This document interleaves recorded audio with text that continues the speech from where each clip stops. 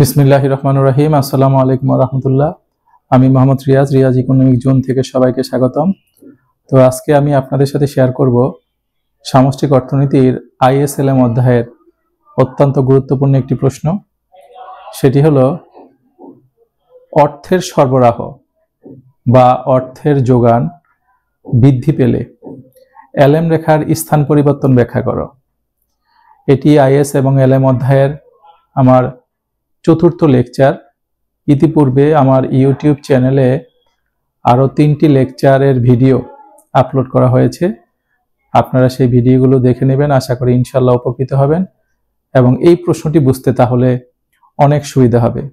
Riaz economic zone নামে আমার YouTube channel, Facebook page এবং ফেসবুক গ্রুপ রয়েছে।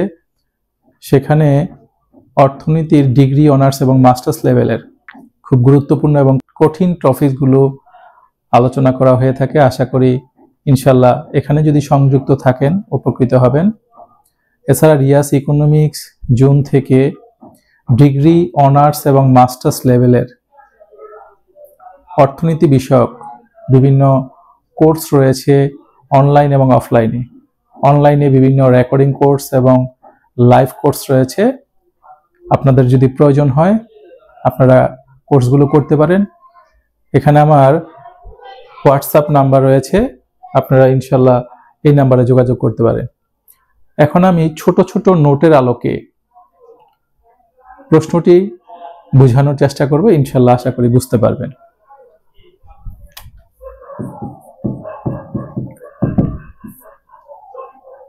তো এলএম রেখাটা আসছে অর্থ বাজারের ভারসাম্য থেকে। তো অর্থ বাজারের ভারসাম্যের একটি শর্ত রয়েছে, আমরা সেই শর্তটা একটু দেখি।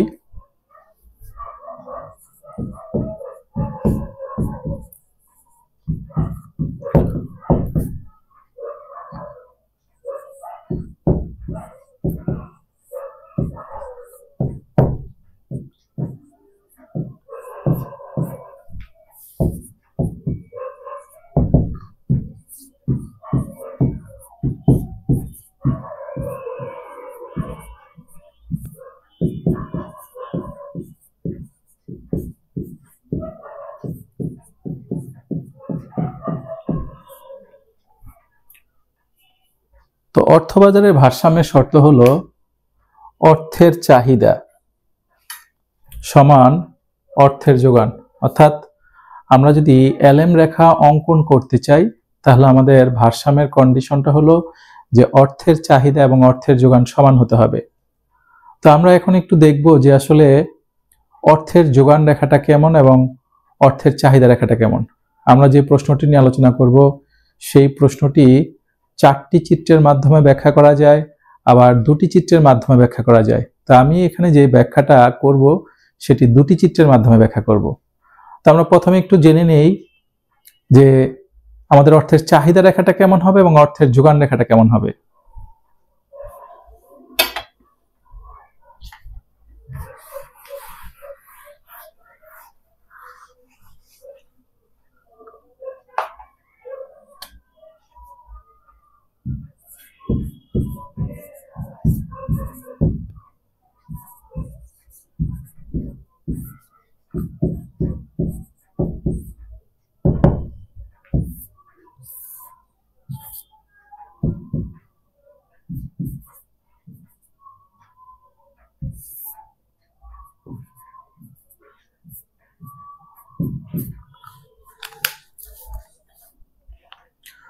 তো সুদের হারের প্রেক্ষিতে এখানে আই হচ্ছে সুদের হার এবং এমডি হলো অর্থের চাহিদা। তো সুদের হারের প্রেক্ষিতে একটি নির্দিষ্ট আয়স্তরে, তো এখানে নির্দিষ্ট আয়স্তর বলতে Y1 কে বোঝানো হয়েছে, অর্থাৎ Y1 আয়স্তরে আমাদের অর্থের চাহিদা রেখা হচ্ছে এমডি Y1। তো আমাদের আয় যদি বাড়ে, আয় বাড়তেও পারে কমতেও পারে, আয় যদি বাড়ে তাহলে আমাদের এই অর্থের চাহিদা রেখাটা ডান দিকে যাবে।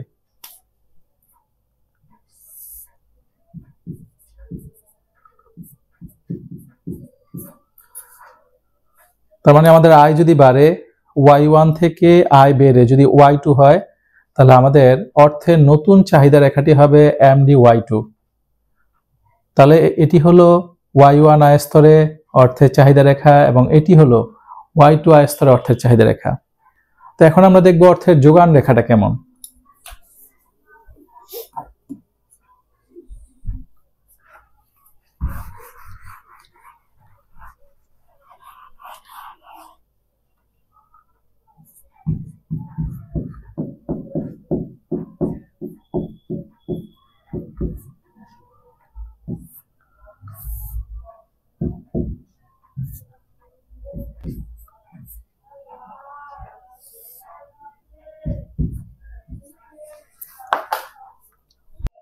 আসলে অর্থের যোগান হলো একটা নির্দিষ্ট স্থির মান, যেমন অর্থের যোগান 500 হতে পারে, অর্থের যোগান 1000 হতে পারে।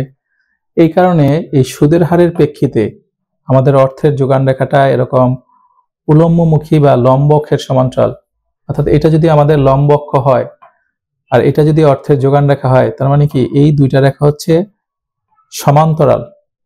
তো এটা যেহেতু লম্ব অক্ষ, এই জন্য এটা লম্ব অক্ষের সমান্তরাল। তো এখানে আমরা মানটা যে কোনো একটা মান বসাতে পারি। আমি বোঝানোর জন্য এখানে একটা 500 মান ধরে নিলাম, এই মানটা হচ্ছে 500। তো যেহেতু অর্থের যোগান একটা স্থির মান, এই কারণে আমরা যদি সুদের হারকে লম্ব অক্ষে দেখাই, সেই প্রেক্ষাপটে আমাদের অর্থের যোগান রেখাটা এখানে লম্ব অক্ষের সমান্তরাল হয়ে থাকে।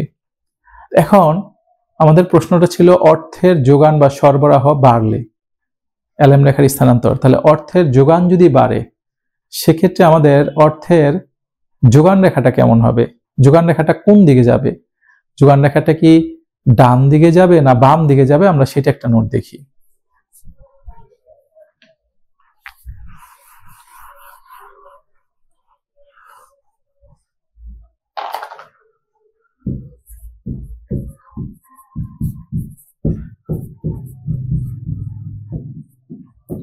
অর্থের যোগান বাড়লে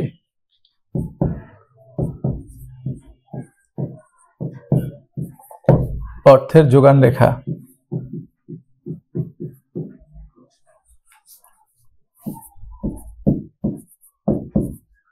ডান দিকে স্থান পরিবর্তন করে।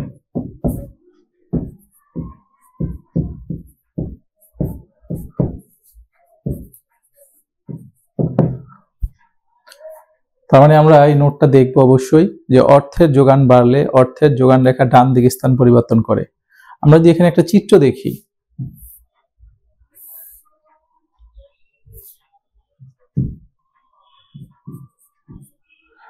আমি ধরলাম যে এখানে হচ্ছে আমার 500 মান। তো অর্থের যোগান বেড়ে ধরে নিলাম যে 500 থেকে 1000 হলো। তো 500 থেকে যদি 1000 হয়, এখানে যদি 500 হয়, তাহলে আমি এই মানটাকে ধরলাম 1000। এখন অবশ্যই যে 500 থেকে 1000 অবশ্যই বড়, তার মানে 1000 মানটা অবশ্যই 500 মানের ডান দিকে রয়েছে। তাহলে এই 500 মান দিয়ে আমাদের প্রাথমিক অর্থের যোগান রেখাটা হবে, এটার নাম দিলাম এমএস। আর 1000 দিয়ে আমাদের অর্থের নতুন যোগান রেখাটা হবে, এটার নাম দিলাম এমএস প্রাইম। তো যেহেতু নতুন অর্থের যোগান রেখাটি অবশ্যই দেখা গেল যে এই এমএস রেখার ডান দিকে অবস্থান করে, তাই আমরা বলতে পারি যে অর্থের যোগান যদি বাড়ে, তাহলে অবশ্যই অর্থের নতুন যোগান রেখাটা সেটা ডান দিকে স্থান পরিবর্তন করে। আমরা যখন মূল চিত্রে যাব, সেই মূল চিত্রের মধ্যে অবশ্যই আমরা দেখব যে অর্থের যোগান বাড়লে অর্থের যোগান রেখাটা কিভাবে ডান দিকে স্থান পরিবর্তন করে। তো আমি এখন মূল চিত্রের মধ্যে যাব। তো মূল চিত্রটা যখন আঁকবো, তখন অবশ্যই আমাদেরকে প্রথমে একটা প্রাথমিক এলএম রেখা অঙ্কন করে নিতে হবে। তারপর অর্থের যোগান বাড়ানোর ফলে আরো একটি নতুন এলএম রেখা অঙ্কন করতে হবে। তো আমরা এখন মূল চিত্রে যাব।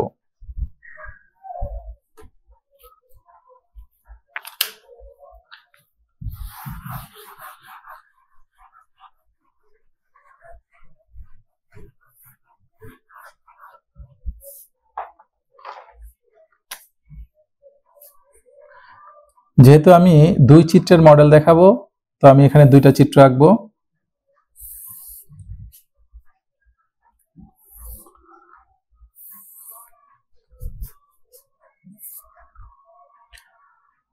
তো এটা হচ্ছে প্রথম চিত্র এবং এটা হচ্ছে আমার দ্বিতীয় চিত্র। তো প্রথম চিত্রে আমরা অর্থের চাহিদা এবং যোগান রেখা দেখাবো, আর দ্বিতীয় চিত্রে আমরা এলএম রেখা দেখাবো।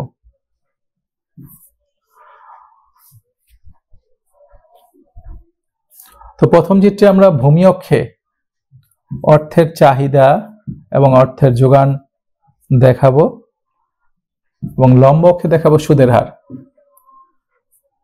এবং দ্বিতীয় চিত্রে এই যে সুদের হার দেখাইছি আমরা এই সুদের হারটা এখানে নিয়ে আসবো। তো এলএম রেখা অঙ্কন করার জন্য আমাদের দুইটা চলক লাগবে, একটি হচ্ছে সুদের হার এবং অপরটি হলো জাতীয় আয়। যেহেতু আমরা একটা চলক এখানে পেয়ে গেছি, সুদের হার পেয়ে গেছি, তাহলে আমাদের জাতীয় আয় দরকার। তাহলে জাতীয় আয়কে আমরা ওয়াই চলক দিয়ে নির্দেশ করি। তো আমি এখন দ্বিতীয় চিত্রের ভূমি অক্ষে দেখাবো জাতীয় আয় অর্থাৎ ওয়াই। তো আমি এখন প্রথমে একটা প্রাথমিক এলএম রেখা অঙ্কন করে নিব। তো প্রাথমিক এলএম রেখা কিভাবে অঙ্কন করতে হয় তার ভিডিও অলরেডি আমার ইউটিউব চ্যানেলে দেওয়া আছে, সেখান থেকে আপনারা ভালো করে দেখে নিন। তো আমি প্রথমে একটা এমএস রেখা আঁকবো। এই হলো এমএস রেখা এবং অর্থের দুইটা চাহিদা রেখা আঁকবো। এই চাহিদা রেখাটা হচ্ছে y1 আয়স্তরে, এমডি ব্র্যাকেটে y1, আর এই চাহিদা রেখাটি হলো y2 আয়স্তরে, এমডি ব্র্যাকেটে y2। তাহলে এখানে অবশ্যই y1 আয়স্তরটি হচ্ছে ছোট বা কম আয়স্তর এবং y2 আয়স্তরটি হচ্ছে বড় বা বেশি আয়স্তর। এই জায়গাতে আমাদের অর্থের চাহিদা রেখা এবং যোগান রেখা সেট করছে এবং এই জায়গাতে অর্থের চাহিদা রেখা এবং যোগান রেখা সেট করছে। তাহলে এই দুইটা ভারসাম্য বিন্দু, আমরা একটা নাম দিলাম এ এবং অপরটির নাম দিলাম বি। এখানে আমাদের একটা সুদের হার রয়েছে, সুদের হারকে নাম দিলাম I1। এখানে আমাদের একটা ভারসাম্য সুদের হার রয়েছে, এটাকে আমি নাম দিলাম I2। তাহলে এই I1 সুদের হারটাকে আমরা এখানে নিয়ে যাই দ্বিতীয় চিত্রে, I1 সুদের হার, এবং এখানে আমরা I2 সুদের হারটা আমরা দ্বিতীয় চিত্রে নিয়ে যাই, হলো I2 সুদের হার। তো আমরা এখন স্পষ্টভাবে দেখি যে আমার ভারসাম্য সুদের হার যখন I1, তাহলে I1টা কোন বিন্দু থেকে আসছে? এই বিন্দু থেকে। তো এই বিন্দুতে আমার অর্থের চাহিদা রেখা হলো এইটা এমডি y1, তাহলে অবশ্যই এখানে আমার আয় স্তর হচ্ছে y1। তাহলে I1 সুদের হারে আমার আয় স্তর হবে y1। আমি এখানে একটা আয় স্তর দিলাম।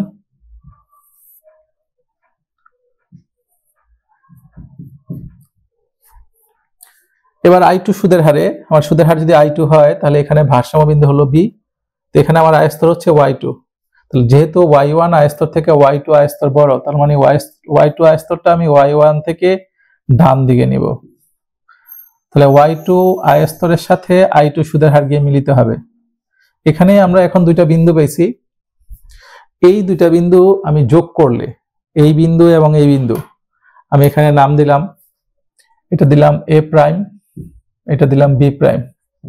এ প্রাইম এবং বি প্রাইম বিন্দু যোগ করে আমি যে রেখাটা পাবো সেটির নাম দিলাম LM1। তার মানে LM1 হচ্ছে আমার প্রাথমিক এলএম রেখা। তাহলে আমি যদি এখানে বলি যে আমাদের দ্বিতীয় চিত্রে এ প্রাইম আর বি প্রাইম বিন্দু দুটি যোগ করে যে রেখাটি পাওয়া গেল সেটি হচ্ছে প্রাথমিক এলএম রেখা, যেটির নাম হচ্ছে LM1। এবার আমরা অর্থের যোগান বাড়াবো। অর্থের যোগান বাড়ানোর ফলে এখন আমরা দেখব যে নতুন এলএম রেখাটা কোন দিকে শিফটিং হয়। তো যেহেতু অর্থের যোগান বাড়বে, অর্থের যোগান বাড়লে এই এমএস রেখা ডান দিকে শিফটিং হবে। তাহলে আমরা নতুন এমএস রেখাটা অঙ্কন করে ফেলি। এটার নাম দিলাম এমএস প্রাইম, যেহেতু নতুন তাহলে নতুন একটা নাম দিতে হবে। এখন এটাও যদি আমি এমএস দিই তাহলে এটাও যদি এমএস দিই তাহলে এটা সুন্দর হয় না, এই জন্য আমরা নতুনটার নাম দিলাম এমএস প্রাইম। এখন আমরা দেখব এমডি y1, এই এমডি y1 এবং এমএস প্রাইম রেখা কোথায় সেট করছে? এখানে সেট করছে, তাহলে এটা একটা নতুন ভারসাম্য বিন্দু। এবং এমডি y2 এমএস প্রাইম রেখা কোথায় সেট করছে? এই জায়গাতে সেট করছে, এটা হলো অপর একটি ভারসাম্য বিন্দু। এখন এই দুইটা বিন্দুতে আমরা দুইটা নতুন সুদের হার নিব। তো এখানে আমি নিলাম নতুন সুদের হারটা হচ্ছে I3, আর এখানে নতুন সুদের হার হচ্ছে I4। তো এই I3 সুদের হার এবং I4 সুদের হার আমরা দ্বিতীয় চিত্রে অঙ্কন করি। I3 I4 এবং এই দুইটা বিন্দু নাম নতুন নাম দিলাম সি বিন্দু এবং ডি বিন্দু। যেহেতু এখানে এবি রয়েছে তাহলে আমরা এখানে নতুন দুইটা নাম দিলাম সি এবং ডি। এখন সি বিন্দুতে সুদের হার যদি I3 হয় তাহলে এখানে আয়স্তর কত সেটা আমাদের দেখতে হবে। অবশ্যই এখানে আয়স্তর হচ্ছে y1, তাহলে I3 সুদের হারের সাথে y1 আয়স্তর মিলিতে হবে। এই I3 সুদের হারের সাথে অবশ্যই আমার y1 আয়স্তর মিলিতে হবে। তাহলে আমি এখন I3 সুদের হারের সাথে y1 আয়স্তরকে মিলাবো। এই I3 সুদের হার এই হচ্ছে y1 আয়স্তর, এই একটা বিন্দু। আমাদের নতুন সুদের হার আরো একটি রয়েছে I4 সুদের হার। তাহলে এই I4 সুদের হারটা আসলো কোত্থেকে? ডি বিন্দু থেকে। তাহলে ডি বিন্দুতে আমাদের আয়স্তর কত? y2। তাহলে I4 সুদের হার y2 আয়স্তরের সাথে মিলিতে হবে। এই I4 সুদের হারকে আমরা y2 আয়স্তরের সাথে মিলিত করলাম। তাহলে এখন আমরা নতুন দুইটা বিন্দু পাইছি, এই একটা বিন্দু, এই একটা বিন্দু। তাহলে আমরা এখন এই নতুন দুইটা বিন্দুর নাম দিলাম, একটা দিলাম সি প্রাইম এবং অপরটি দিলাম ডি প্রাইম। এখন এই সি প্রাইম এবং ডি প্রাইম বিন্দু যোগ করব। যোগ করে আমরা যে রেখাটা পাবো সেটা হচ্ছে আমাদের নতুন এলএম রেখা, নাম দিলাম LM2। আবার দেখেন অর্থের যোগান বাড়ার কারণে আমাদের নতুন অর্থের যোগান রেখা হচ্ছে MS প্রাইম। এক্ষেত্রে আমরা দুইটা নতুন ভারসাম্য বিন্দু পেলাম, একটা হলো সি বিন্দু আর একটা হলো ডি বিন্দু। এই MD Y1 রেখা আর MS প্রাইম রেখা সি বিন্দুতে ছেদ করার কারণে এটি হলো একটি ভারসাম্য বিন্দু। MD Y2 রেখা এবং MS প্রাইম রেখা ডি বিন্দুতে ছেদ করার কারণে এটি হলো অপর একটি ভারসাম্য বিন্দু। তাহলে সি বিন্দুতে আমাদের সুদের হার হচ্ছে I3 এবং আয়স্তর হচ্ছে y1। তাহলে এই I3 সুদের হার এই y1 আয়স্তরের সাথে মিলিত হয়েছে, ফলে আমরা এখানে 2 নং চিত্রে আমরা নতুন একটা বিন্দু পেলাম, নাম দিলাম সি প্রাইম। প্রথম চিত্রে ডি বিন্দুতে আমাদের সুদের হার হচ্ছে I4 এবং আমাদের আয়স্তর হচ্ছে y2। তাহলে I4 সুদের হার এবং y2 আয়স্তর, এই I4 সুদের হার এবং y2 আয়স্তর মিলিত হয়েছে একটি বিন্দুতে, সেই বিন্দুটার নাম দেওয়া হয়েছে ডি প্রাইম। এখন সি প্রাইম এবং ডি প্রাইম বিন্দু দুটি যোগ করে যে রেখাটি পাওয়া গেল সেটি হচ্ছে নতুন এলএম রেখা এবং এটির নাম দেওয়া হয়েছে LM2। তাহলে এখন স্পষ্ট দেখা গেল যে আমাদের LM2 রেখাটা LM1 এর ডান দিকে রয়েছে। তাহলে আমরা কি বলতে পারি যে অর্থের যোগান বা সরবরাহ যদি বাড়ে তাহলে LM রেখা ডান দিকে স্থান পরিবর্তন করে। তাহলে আমি যদি এখন একটু লিখি একটা নোটের আলোকে, যে অর্থের যোগান বাড়লে, অর্থের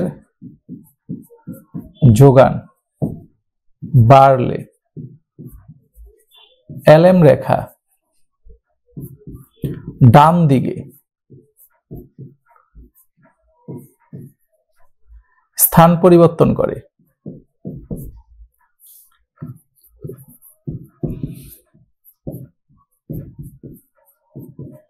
তাহলে আমরা ফিনিশিং এ বলতে পারি যে অর্থের যোগান বাড়লে LM রেখা ডান দিকে স্থান পরিবর্তন করে। তো আশা করি শিক্ষার্থীরা এই ছোট ছোট নোটের আলোকে আমি যে চিত্রটি ব্যাখ্যা করলাম সেই ব্যাখ্যা অবশ্যই ইনশাআল্লাহ বুঝতে পারবে, এবং কোথাও যদি কোনো সমস্যা হয়, কোনো প্রশ্ন থাকলে সেটি অবশ্যই কমেন্টের মাধ্যমে জানাবে। ইনশাআল্লাহ আমি সেটি উত্তর দেওয়ার চেষ্টা করব। তো আজকে পর্যন্তই, সবাই ভালো থাকবেন, সুস্থ থাকবেন।